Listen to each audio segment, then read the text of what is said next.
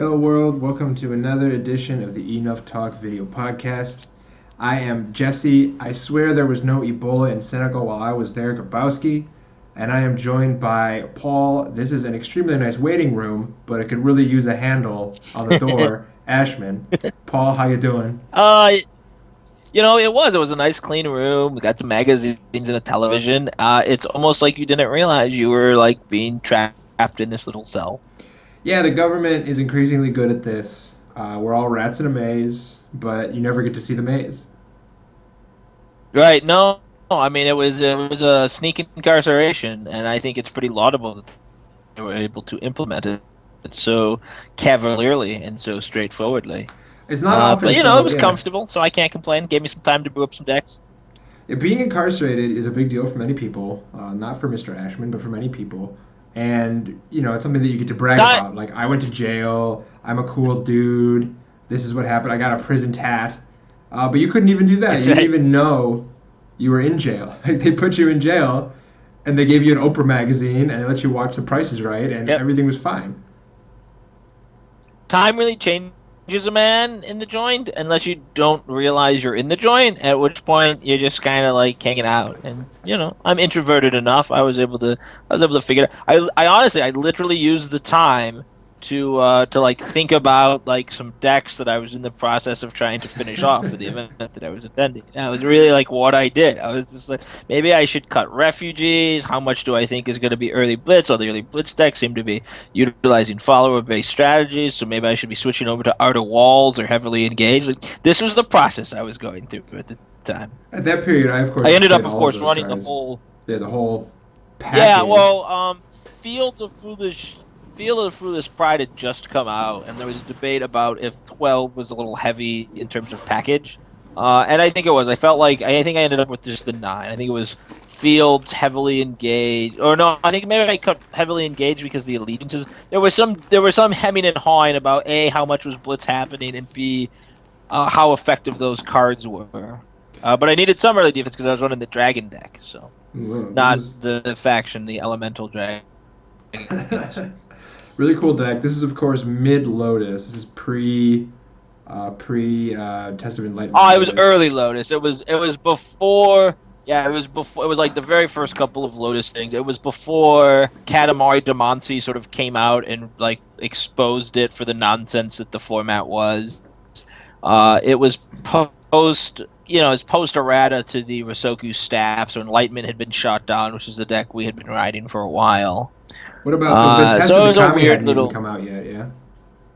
No, no, no, no. Yeah, no test of the So Kami, no certainly no not. Kakita So it was dueling it was a fun nonsense. time. Yeah, it was. I Yeah. think early Lotus was a good There's time in L5R. We if can you talk. never cast a Guerrilla Tactics Alpha of an Elemental Dragon, like you missed out, man. I'm sorry. You missed it, man. They The cast first Crows. expansion was out. They Kuros fired pretty well too. Yeah, what was it? Was it Path of Honor? Yeah, I think it was Path of Honor. POH was the first expansion that had Draw Your Blade and Yep. it's like shooting Doji's first one. But yeah, if you never got to cast a Guerrilla Tactics off an Elemental Dragon, that is an L5R experience that you really owe it to yourself. Yeah, if you never. You should build your modern. I guess it doesn't work in modern. Yeah, you don't get Gorilla Build Tag. a big deck. Just try to set that up, man. It's a fun moment. Right. So back to present times. Yep. We're playing I some was gonna L5R today. We're go. playing some. Speaking of big Shugenja with powerful abilities, That's a but I much don't better know if transition. it's Yeah, okay. We'll go with that yeah. one. Yeah, so speaking of big Shugenja with powerful abilities, I'm playing today. We're playing Arc. We should always, I guess, clarify what format we're Arc, playing. including the new order. Yep. Yeah. So I'm playing a sort of tweaked, or I guess new order updated version of the World Champion deck. I really liked the deck. I thought it was super cool. And so I decided to run with it and make some changes. The gold, for the most part, is the same. I've upped the Hachiman count to play nice with this new spell that I really like, Strength of the Fifth Ring. We'll see how that goes. And I added a remote temple to go get my rings because I like rings. And then we're playing the new Conqueror, Shugenja, in place of the 2 force 1 gold guy that blows herself up to draw a card and bow a guy. So I think that's a pretty easy swap. The bigger changes are on the fate side. So I've added Final Ruin because that card is bonkers, and I've added Strength of the Fifth Ring because that card is also bonkers. And the cuts were pretty easy, right? So like he was playing Hidden Machinations, the kata that lets you look at your top card and put it to the bottom. Like, well, I can just play Strength of the Fifth Ring and draw my top card. It's much easier. I also jammed in some long term fruitions because I can't help myself. This is now a Jesse Grabowski deck. All of the modifications have been made. Problems I foresee. So I increased the gold of the deck pretty significantly. So I cut 4 free spells plus 3 free actions and added 6 3 gold cost spells. So we'll see if the gold costs are a little too expensive now. But I think with Temple, the Heavenly Crab, and being Unicorn, I can make it work.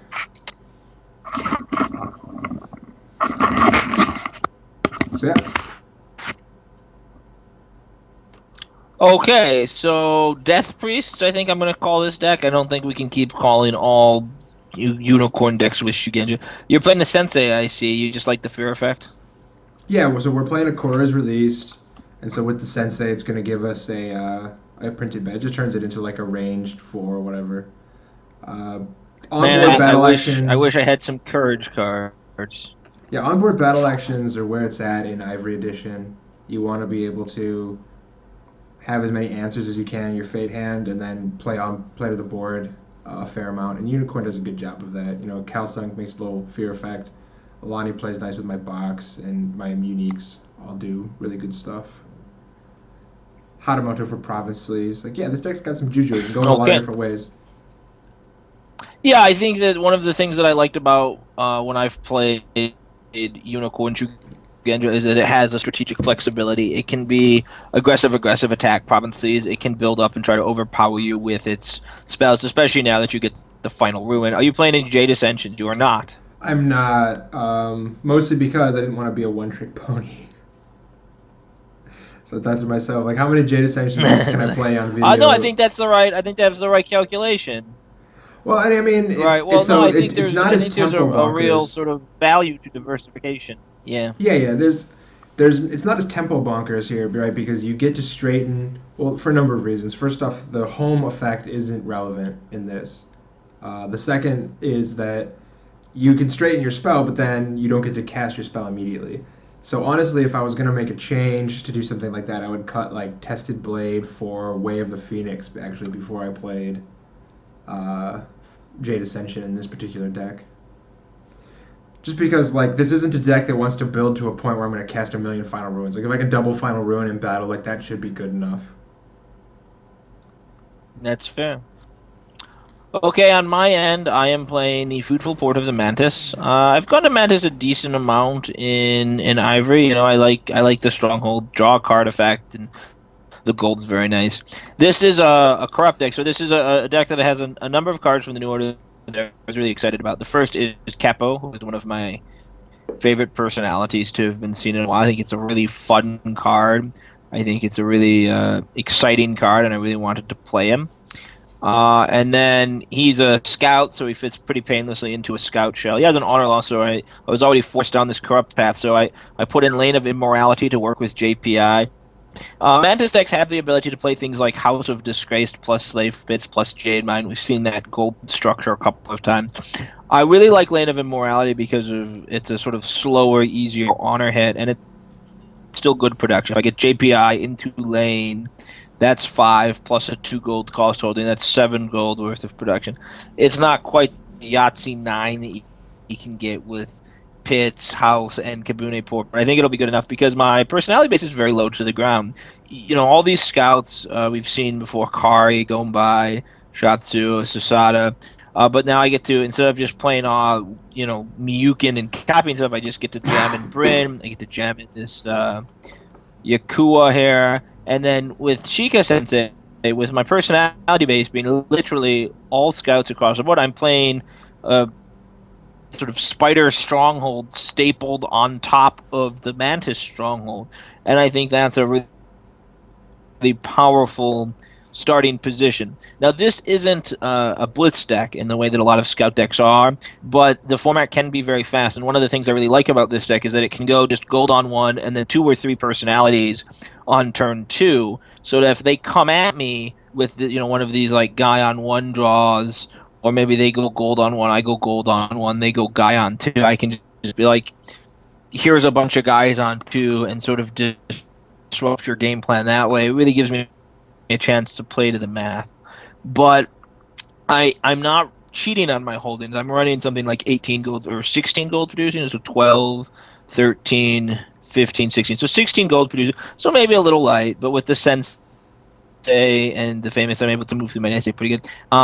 So I do envision this as sort of more of a build up, overwhelm you with numbers in a mid game component where it's like I'll get gold on one, get some gold on two, and then just get four guys, something like that.